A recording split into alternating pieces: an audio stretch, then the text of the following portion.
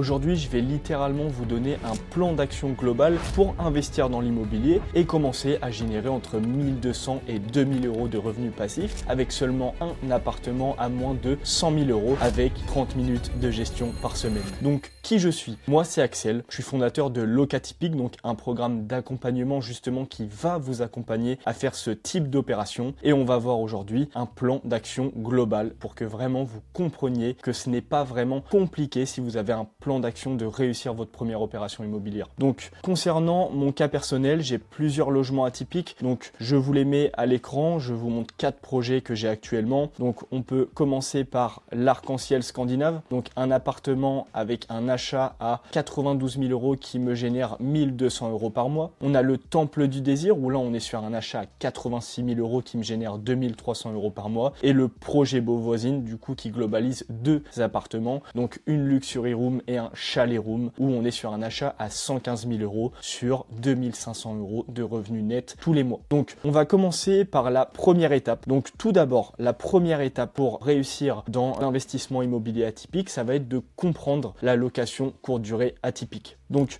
le premier point, ça va être de comprendre que c'est un faible investissement. Souvent, quand on parle de location courte durée atypique, on pense que c'est des projets justement plus chers qu'un investissement classique, mais au final, il faut vraiment que vous compreniez que c'est l'inverse. On est sur des investissements à moins de 100 000 euros. Par exemple, le projet Beauvoisine que vous voyez du coup juste au-dessus, on est sur 115 000 euros pour 2 appartements, donc 2 appartements à 57 500 euros unité. Donc, on est sur des petites surfaces, sur des faibles prix au mètre carré et donc on arrive à des investissements clés en main, donc architecte, travaux, ameublement fini à moins de 100 000 euros. Ensuite, ce qu'il faut comprendre dans la location courte durée, c'est la comparaison entre 3 loyers. Le loyer en longue durée, le loyer que vous allez percevoir, donc les revenus que vous allez percevoir en location courte durée classique et pour finir, les revenus que vous allez percevoir en location courte durée atypique. Donc c'est ce que je vous ai mis du coup juste ici. Donc la comparaison, c'est quoi? On va prendre une base d'un 30 mètres carrés en centre-ville. Sur un loyer en location longue durée, vous allez être sur du 600 euros en moyenne. Donc voilà, je me base sur moi, la ville où je suis, donc Rouen. On est en moyenne sur du 600 euros. Si vous prenez un logement courte durée totalement classique, donc un beau logement qui marche, mais vraiment classique, on va être environ sur 90 euros la nuitée sur 20 nuits.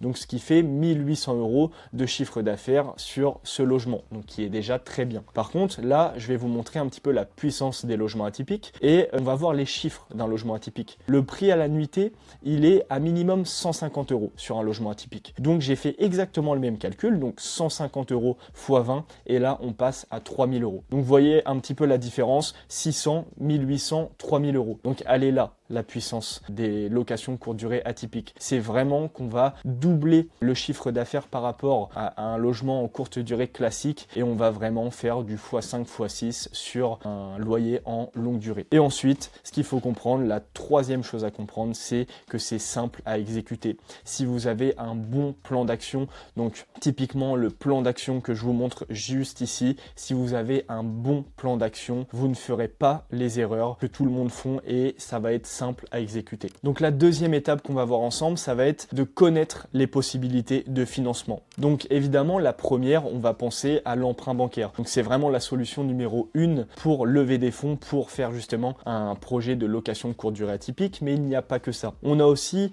en deuxième possibilité le financement perso. Le financement perso, ça peut être financer personnellement l'apport justement pour faire un emprunt bancaire, mais ça peut être aussi financer personnellement tout le projet en fonction de vos capacités. On a en troisième point l'association. Si vous ne pouvez pas lever des fonds, ça ne veut pas dire que vous ne pourrez pas faire de logement atypique. Si vous vous associez avec une personne qui peut lever des fonds et que vous avez les connaissances, cela va faire un duo gagnant et vous allez pouvoir lever des fonds pour réaliser ce type de projet. Ensuite, on a tout ce qui est financement participatif. Donc là, tout va se baser sur le business plan et sur le prévisionnel de votre logement atypique. Si vous montrez par A plus B avec vraiment un business plan parfait, des des visuels 3D, des prévisionnels en termes de chiffres, vous avez budgété un petit peu vos travaux, eh bien vous allez faire un business plan qui est à plus de 20% et donc vous allez pouvoir opter pour le financement participatif. Donc vous avez le business plan, il y a des investisseurs et les investisseurs vont s'associer avec vous justement pour lever des fonds. On a aussi le prêt étudiant. Le prêt étudiant, beaucoup de personnes ne pensent pas à investir dans l'immobilier avec ce prêt étudiant alors que c'est possible. C'est possible notamment justement pour faire un prêt, pour avoir l'apport nécessaire pour ensuite faire de l'emprunt bancaire. Donc voilà, même si vous êtes étudiant, vous pouvez lever des fonds et investir dans l'immobilier. Et j'ai mis en 6e point 3 petits points. Pourquoi? Parce qu'il y a encore d'autres possibilités de financement. C'est vraiment en fonction du cas par cas par rapport à votre situation. Donc si vous voulez, en fonction de votre situation, connaître comment lever des fonds pour réaliser ce type de projet de logement atypique, je vous encourage à prendre un appel avec moi. C'est 100% gratuit. Le lien est dans la description et on pourra vraiment établir ensemble un plan d'action en fonction de votre situation pour vous prouver que vous pouvez vous aussi investir dans l'immobilier atypique. Donc la 3e étape de cette stratégie globale, ça va être quoi? Ça va vraiment être de bien cibler ses recherches.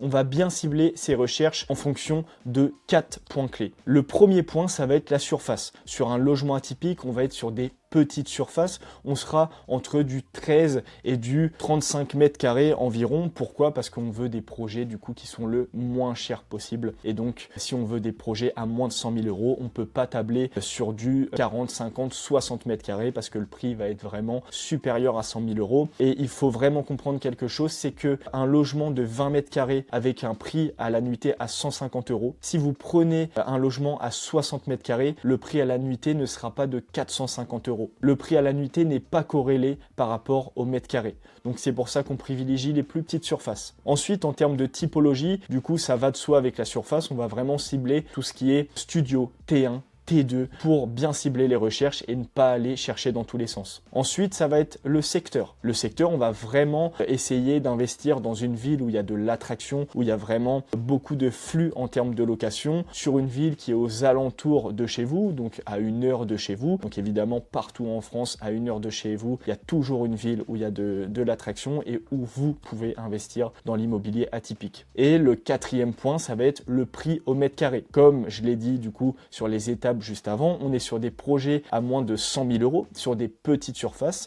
donc il va y avoir des travaux, donc évidemment on va devoir cibler des biens avec un prix au mètre carré en dessous de 2500 euros, donc on est aux alentours entre 1500 et 2500 euros du mètre carré. Si vous tablez sur des biens au-dessus, malheureusement vous n'allez pas rentrer dans le budget. Ça ne veut pas dire que votre opération ne sera pas intéressante, mais on arrivera très difficilement à atteindre les 20% de rentabilité nette comme on peut faire avec des petits biens, des petites surfaces, du coup sur des projets à moins de 100 000 euros. Donc on va maintenant passer à la 4e étape. Donc une fois que vous avez bien ciblé vos recherches, vous savez vraiment quel type de bien va être optimal pour réussir votre location courte durée atypique, il va maintenant falloir rechercher le bien. Donc il y a 2 manières de rechercher des biens immobiliers. Donc soit la recherche digitale ou soit la recherche physique. La recherche digitale, ça va être vraiment le fait de chercher tout ce qui se fait sur Internet. Donc évidemment maintenant, il y a des sites et des logiciels qui recensent toutes les annonces immobilières. Donc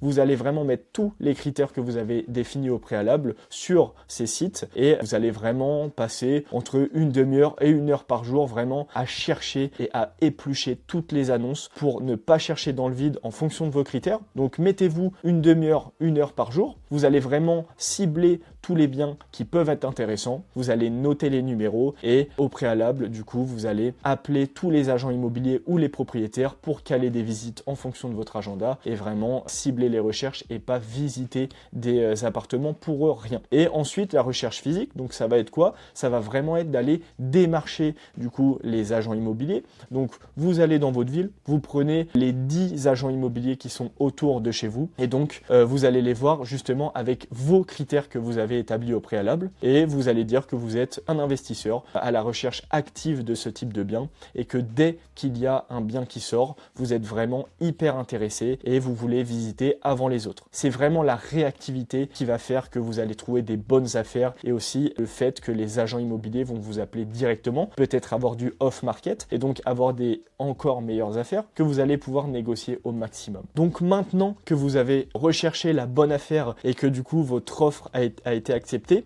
vous allez donc pouvoir faire votre prévisionnel. Et là, on passe du coup à la quatrième étape, donc qui va être la réalisation du business plan. Donc pour réaliser un bon business plan, il va falloir vous entourer d'un architecte et d'un artisan. Donc là, vous allez vraiment faire intervenir tous les professionnels qui vont travailler sur votre projet. Donc il va y avoir 4 étapes pour réaliser un business plan parfait.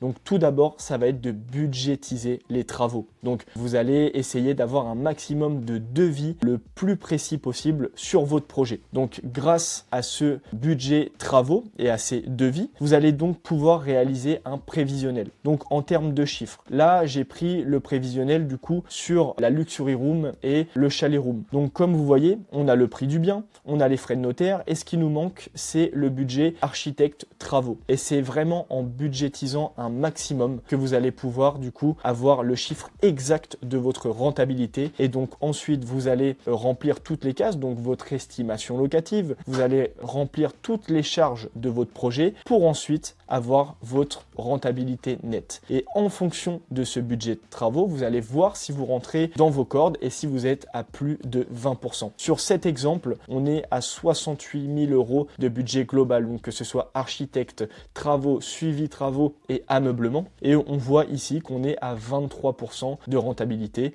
et donc on peut investir dans ce type de projet. Ensuite, avec l'intervention de votre architecte, vous allez donc réceptionner des visuels 3D sur votre projet. Donc les visuels 3D, ça va être exactement ce type de visuel. Là, du coup, c'est les 2 appartements. Donc on est sur 22-24 mètres carrés et vous allez donc réceptionner. Alors ça dépend des délais de votre architecte. Nous, en l'occurrence, on est sur 3 semaines, 1 mois. Et avec cette réception de visuels, vous allez pouvoir du coup finaliser votre business plan et montrer aux banques exactement ce que va devenir vos logements et avec du coup les devis nécessaires. Ensuite, après les visuels 3D, on va avoir les plans techniques. Donc les plans techniques, ça va être les visuels 3D, comment les réaliser. Donc, quelle prise va aller où, quel type de placomètre. C'est vraiment pour l'artisan, pour vraiment, si vous donnez ce plan technique à un artisan, il va pouvoir créer ce type de visuel 3D. Et ensuite, ce qu'il va falloir mettre dans votre business plan, ça va être les délais.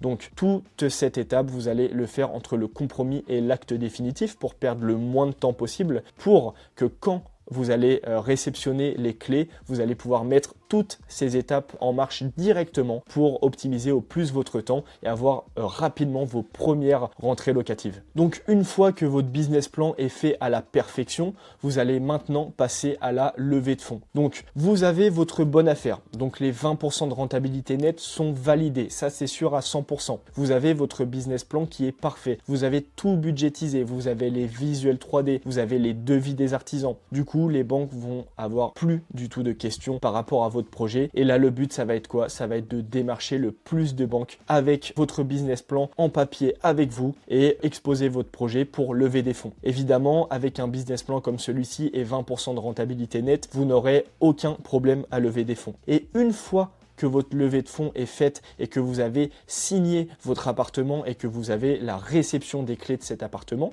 du coup, on va revenir sur l'étape juste d'avant. C'est pour ça que j'ai mis cette flèche sur l'ancienne étape, parce que du coup, vous n'allez pas perdre de temps à faire après réception des clés tout ce qui est devis, visuel 3D, prévisionnel, parce que vous avez déjà tout fait au préalable. Donc du coup, vous allez optimiser votre temps et vous allez juste valider ce que vous avez fait avec les professionnels au préalable. Et dès que vous avez la réception des clés, votre chantier peut commencer. Et alors, ça va dépendre vraiment des délais de vos professionnels, mais 1 mois, 2 mois, 3 3 mois après, votre logement est fini. Vous avez vraiment votre logement atypique qui est prêt à générer entre 1200 et 2000 euros de revenus nets tous les mois. Et vous avez vraiment optimisé vos temps, car 1 mois, 2 mois, 3 mois de perdu, si vous aviez fait toutes ces étapes à la réception de vos clés, et ben c'est 2000, 4000, 6000 euros de revenus de perdu, car vous n'aviez pas optimisé votre temps. Donc maintenant, votre logement est fini et il reste une dernière étape qu'on va voir ensemble parce que la partie n'est pas encore terminée. Donc la 7e et dernière étape pour vraiment finaliser votre projet au maximum, ça va être d'optimiser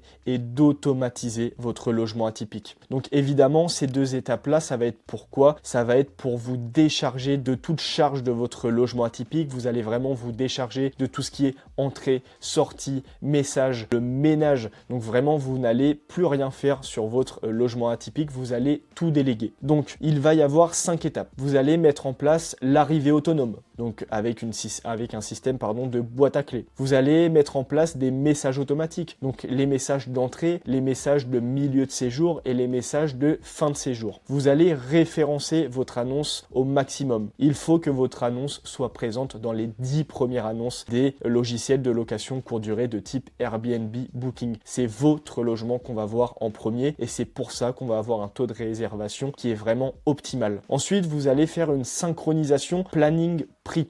Donc là, avec des logiciels tels que PriceLabs et Bets24, vous allez vraiment pouvoir tout synchroniser pour vous décharger des doubles réservations et de toutes ces erreurs que vous pourriez faire si vous n'aviez pas accès à ces ressources. Et ensuite, vous allez automatiser votre aide ménagère. Donc évidemment, c'est pas vous qui allez faire le ménage, vous allez tout déléguer avec une aide ménagère. Donc voilà, maintenant vous avez les 7 étapes globales d'un investissement immobilier pour pouvoir générer un maximum d'argent en déléguant le plus possible et en y passant le moins de temps possible. Donc si vous aussi, vous voulez investir dans l'immobilier et générer entre 1200 et 2000 euros de revenus passifs avec un appartement à moins de 100 000 euros et avec 30 minutes de gestion par semaine, je vous ai mis dans la description un lien vers une formation 100% gratuite qui va vraiment vous expliquer tout de A à Z sur l'investissement immobilier atypique et poursuivre sur un appel avec moi. Donc voilà, si je dois faire une petite conclusion sur les logements atypiques, du coup en 4 points, on est sur des projets avec moins de 8000 euros d'apport si c'est votre premier logement atypique. Si c'est votre deuxième ou votre troisième, évidemment, cette ligne, vous pouvez la supprimer, ça sera